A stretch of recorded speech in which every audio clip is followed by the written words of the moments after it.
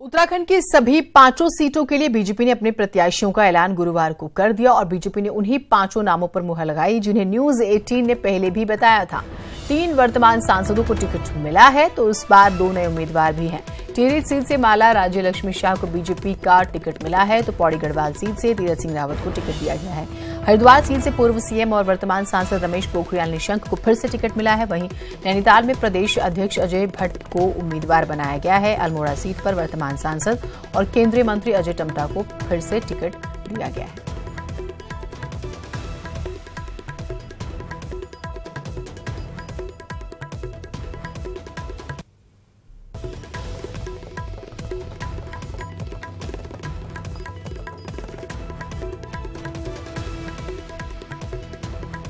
तो जिन नामों का जिक्र बीजेपी ने किया है उसके बारे में जानकारी आपको न्यूज 18 ने पहले ही दे दी थी। तमाम हमारे सहयोगी जो हैं, जो माहौल वहां का है उस बारे में जानकारी दिया करते थे और देखिए उस पर मुहर भी लगी है। तो प्रत्याशियों का ऐलान जब हुआ बीजेपी ने उन्हीं 5 नामों पर मुहर लगाई जिन्हें न्यूज 18 ने पहले बताया था। 3 वर्तमान सांसदों का जिक्र कर रहे हैं हम और इस बार 2 नए उम्मीदवार भी हैं। टिहरी सीट से माला राज्य लक्ष्मी बीजेपी का टिकट उन्हें मिला है।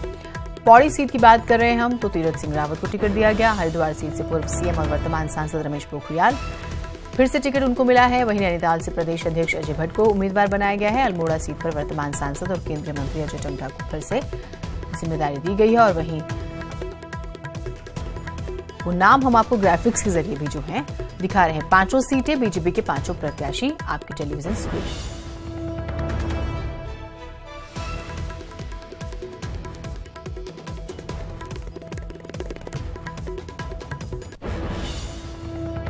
अल्मोड़ा संसदीय सीट अजय टम्टा अल्मोड़ा के दुगाल गोला गांव के रहने वाले हैं। अजय टम्टा छात्र जीवन से भाजपा से जुड़े संगठनों से जुड़े रहे। 1990 में राम जन्मभूमि आंदोलन में उनकी सक्रिय भूमिका रही। जिला पंचायत अध्यक्ष अल्मोड़ा के पद पर भी रहे हैं टम्टा। 2007 में वो पहली बार सोमेश्वर विधानसभा से विधायक चुने गए। 2007 में वो राज्य मंत्री बने और फिर 2008 में वो कैबिनेट मंत्री बने। 2012 में टम्टा दूसरी बार विधायक बनकर आए। 2014 में वो अल्मोड़ा संसदीय सीट से सांसद बने। तो ये हम आपको जानकारी जो है दे रहे हैं।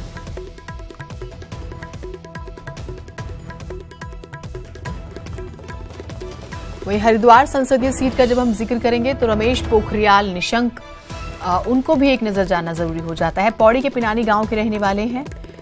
1991, 93, 96 में कर्णप्रयाग विधानसभा सीट से विधायक बने। 1997 में निशंक उत्तर प्रदेश सरकार पर्वतीय विकास मंत्री रहे। सन 2000 में वो उत्तराखंड के पहले वित्त मंत्री बने। 2007 में वो उत्तराखंड सरकार में स्वास्थ्य मंत्री रहे। 2009 से 2011 के बीच वो उत्तराखंड के मुख्यमंत्री रहे। मार्च 2012 में वो डोईवाला विधानसभा सीट से विधायक चुने गए। 2014 में निशंक हरिद्वार संसदीय सीट से संसद पहुंचे हैं और एक बार फिर से पार्टी ने जिम्मेदारी ली।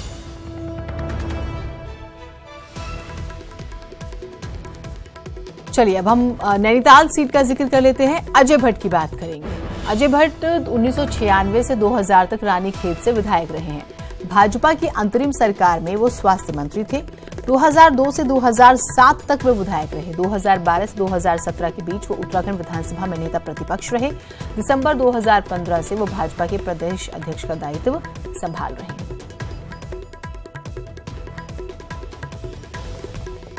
और बात अब गढ़वाल संसदीय सीट की भी करेंगे। तीरथ सिंह रावत का बात करें तो 2013 से 15 के बीच बीजेपी के प्रदेश अध्यक्ष हो रहे हैं। 2012 से 2017 तक वो चौबट टाखाल विधानसभा से विधायक रहे। 2017 के विधानसभा चुनाव में पार्टी ने उनका टिकट काट दिया था। 1997 में उत्तर प्रदेश विधान परिषद के सदस्य भी रहे। भाजपा की अंतरिम सरकार में पहले शिक्षा मंत्री बने।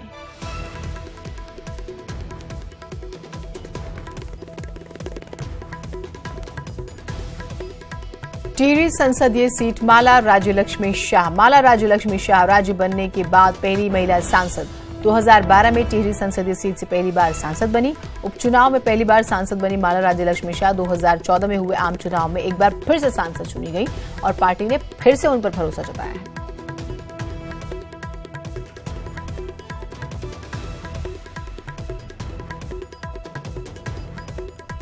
तो ये वो 5 नाम थे जिनको जिम्मेदारी मिली। तो वहीं उत्तराखंड में 2 सांसदों के टिकट काट भी दिए गए। इनमें पहला नाम भगत सिंह कोश्यारी का है, ये नैनीताल से सांसद है। लिस्ट में दूसरा नाम भुवन चंद खंडूड़ी का है, पौड़ी गढ़वाल से वो सांसद है, इनका नाम भी काट दिया गया है।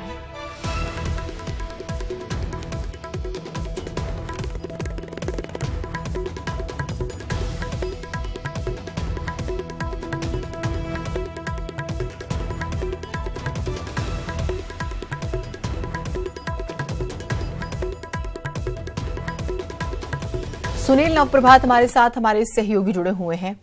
सुनील, लगातार जो है आप लोग अपडेट्स हमें फील्ड से दे ही रहे थे, जिन नामों पर चर्चा थी, जिन नामों पर ज्यादा हमें देख रहे थे, और दिल्ली दरबार में भी जो है हम देख रहे थे माथापच्ची हो रही थी, लगभग वही नाम जो है वो सामने भी आए हैं।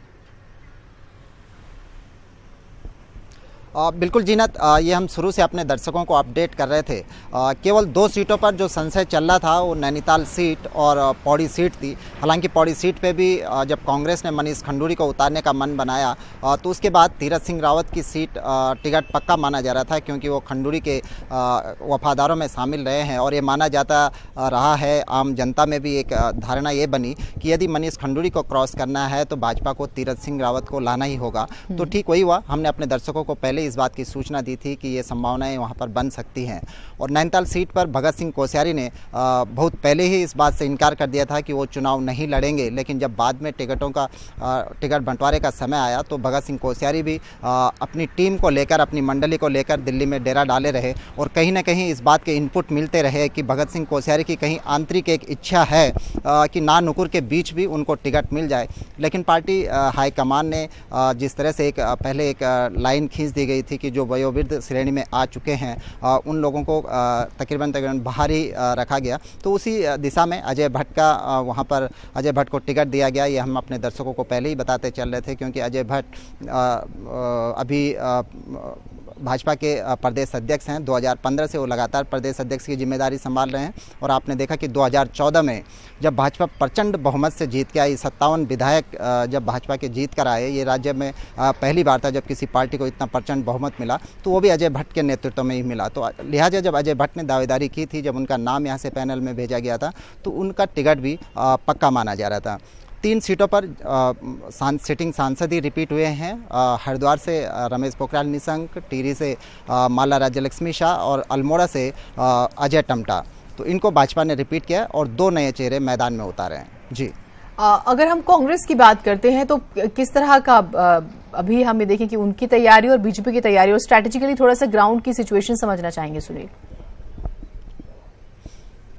बिल्कुल जीनत, शुरू से हम देखते हैं जब से आम चुनाव की सुगबुगाहट शुरू हुई तो हम पाते हैं दोनों पार्टियों के बीच जब अंतर को देखते हैं तो भाजपा एक सिस्टमेटिक ढंग से स्टेप बाय स्टेप अपने आंदोलन जनता के बीच रखती जा रही थी। जिस तरह से भाजपा ने शुरुआती चरण में तमाम कार्यक्रम देकर अपने कार्यकर्ताओं को एक्टिवेट किया और अब जब टिकट बंटवारे में भी वो एक बार फिर बाजी मार ले गई। आज नॉमिनेशन का दूसरा दिन है 22 मार्च और कल 25 मार्च इसके बाद अंतिम तिथि होगी जब नॉमिनेशन करना होगा। लेकिन अभी तक भी कांग्रेस अपने टिकट फाइनल नहीं कर पाई है, तो यहाँ भी भाजपा अव्वल रही है। और उसके बाद जो भाजपा के प्रचार के कार्यक्रम हैं, कहाँ कहाँ उसके जनसभाएं होंगी, ये तमाम मीडिया को भी प्रसारित कर दिया गया है। भाजपा ने एक स्टेप बाय स्टेप के कार्यक्रम बनाए, लेकिन कांग्रेस में हम देखते हैं कि अभी तक इस तरह का कोई कार्यक्रम कांग्रेस ने जनता के बीच नहीं दिया। और यहाँ तक कि अभी भी किसी भी सीट पर, उत्तराखंड की 5 सीटों में से किसी भी सीट पर कांग्रेस टिकट फाइनल नहीं कर पाई है।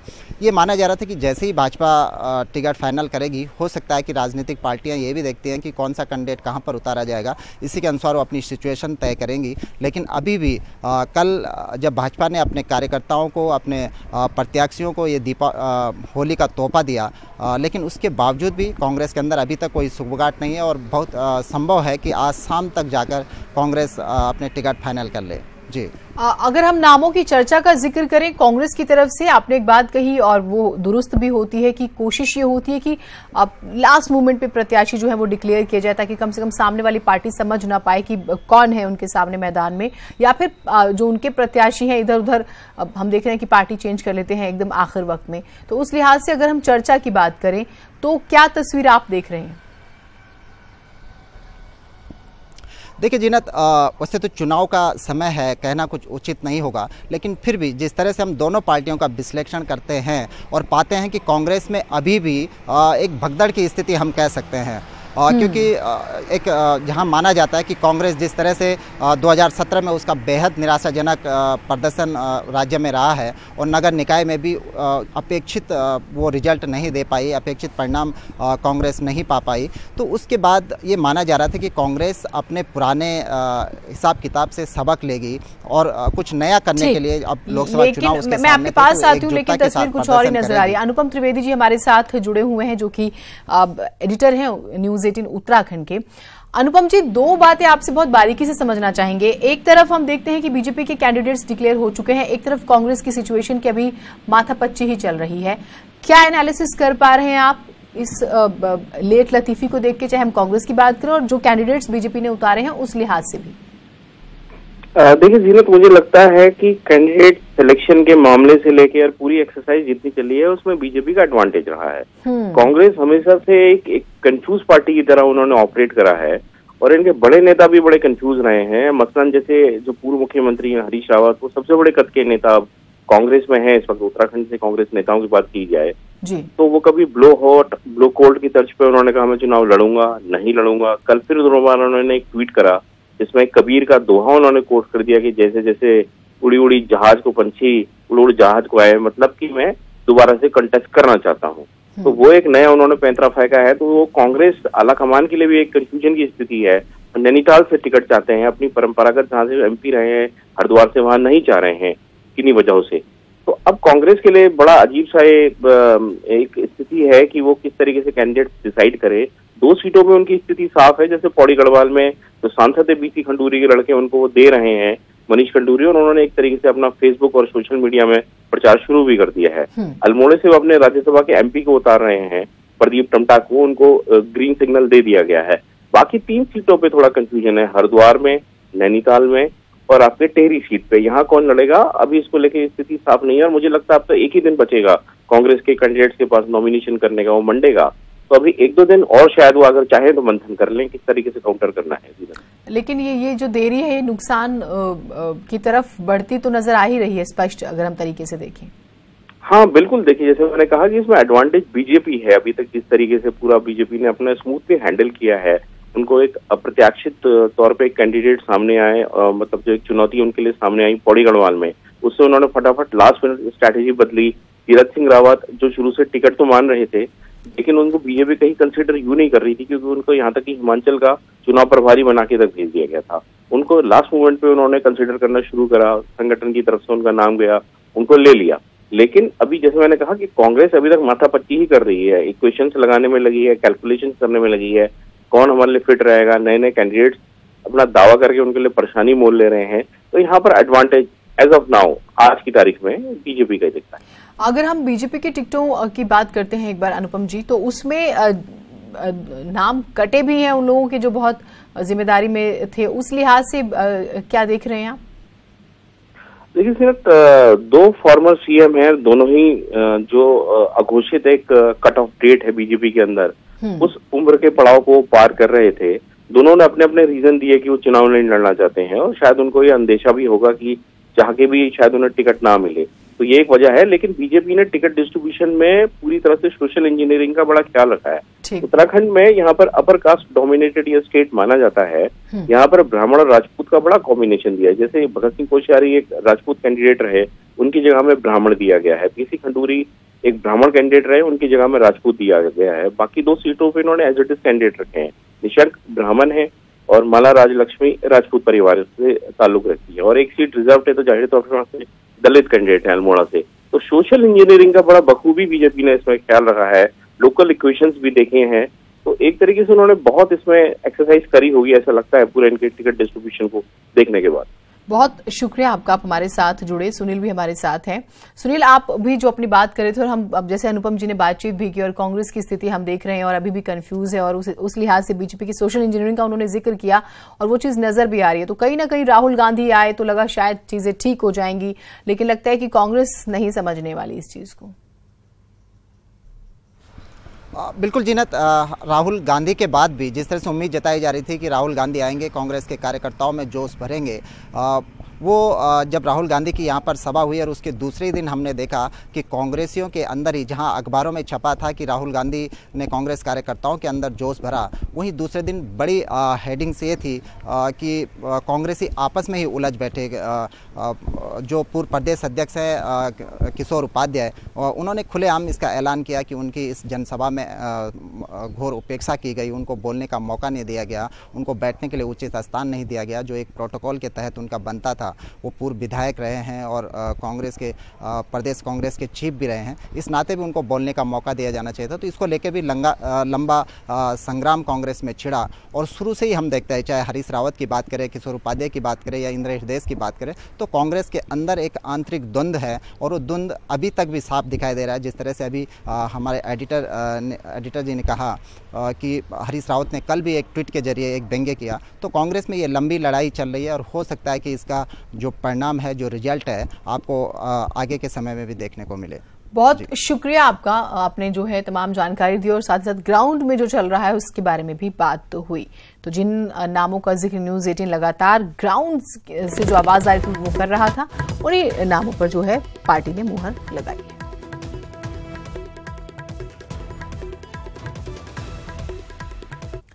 उधर गढ़वाल लोकसभा सीट से बीजेपी के प्रत्याशी तीरथ सिंह रावत आज नामांकन भरेंगे, जिसमें कई नेता पार्टी प्रत्याशियों के साथ नामांकन में शामिल होंगे। सुधीर हमारे साथ, हमारे सहयोगी जुड़े हुए हैं। सुधीर, संभावना तो थी ही कि तीरथ सिंह रावत को टिकट मिलेगा और उसी लिहाज से तैयारियां भी कि नामांकन करना है और आज ही करना है। निश्चित तौर पर देखिए जिन्नत, ये पहले ही तय हो गया था कि 22 तारीख को भाजपा के जो भी घोषित प्रत्याशी होंगे वो नामांकन करवाएंगे गढ़वाल संसदीय सीट पर। और इसी कड़ी में कल जैसे ही नामांकन की जैसे ही प्रत्याशी की घोषणा हुई, तीरथ सिंह रावत को टिकट मिलने की बात जो हुई, वैसे ही इस बात को ये तय हो गया था। हालांकि पहले ही तीरथ सिंह रावत क्षेत्र में पहुंच गए थे और आज पूरे लाव लश्कर के साथ नामांकन होना है और इस दौरान भाजपा के जो प्रभारी हैं, राज्य प्रभारी हैं श्याम जाजू, वो भी मौजूद रहेंगे, साथ में और मंत्री भी रहेंगे। तो आज ये नामांकन होना है मध्याह्न में। ठीक, बहुत शुक्रिया आपका तमाम जानकारियों के लिए।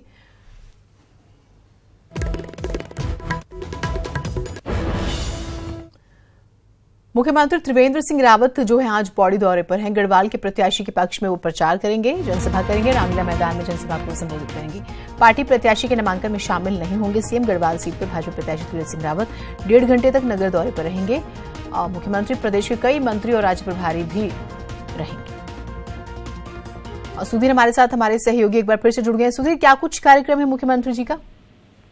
देखिए जिन्नत, दिन में मुख्यमंत्री लगभग 1 बजे के करीब पौड़ी पहुंचेंगे और पार्टी प्रत्याशी तीरथ सिंह रावत जो कि राष्ट्रीय सचिव भी भाजपा के हैं, उनके नामांकन के बाद वो पौड़ी पहुंचेंगे और रामलीला मैदान में जनसभा को संबोधित करेंगे मुख्यमंत्री त्रिवेंद्र सिंह रावत।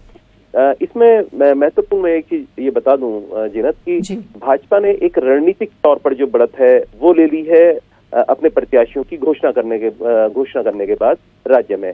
तो इसका फायदा प्रथम दृष्टया भाजपा को मिलता नजर आ रहा है, जबकि दूसरी तरफ कांग्रेस अभी इस पूरे उस पर असमंजस की स्थिति में है। उनके प्रत्याशी लगभग तय तो हैं, लेकिन अभी तक घोषणा नहीं होने की वजह से बाजी जो है भाजपा ने मारी है। और दूसरी तरफ जिस तरह से भाजपा प्रत्याशी तीरथ सिंह रावत को गढ़वाल संसदीय सीट पर टिकट दिया गया और पिछले 5 दिनों में बहुत तेजी से तीरथ सिंह रावत का नाम चला है, जबकि किसी अन्य प्रत्याशियों का नाम जो चलाया जा रहा था, इन सब को पछाड़कर तीरथ सिंह रावत को घोषित किया गया। तो ये बताता है कि आला कमान और संघ पृष्ठभूमि जो उनकी रही है उसने उनको टिकट दिलाने में महत्वपूर्ण भूमिका निभाई है। यही वजह है कि उनका जो कद है, संघ पृष्ठभूमि के भी जो रहे हैं और जो पार्टी में जो उनका कद रहा है, राष्ट्रीय सचिव हैं, हिमाचल के प्रभारी हैं, यही वजह है कि मुख्यमंत्री त्रिवेंद्र सिंह रावत खुद आज पार्टी प्रत्याशी गढ़वाल संसद सीट पर तीरथ सिंह रावत के समर्थन में जनसभा में रामलीला मैदान में पहुंचेंगे। बहुत शुक्रिया आपका सुधीर जी तमाम जानकारियों के लिए।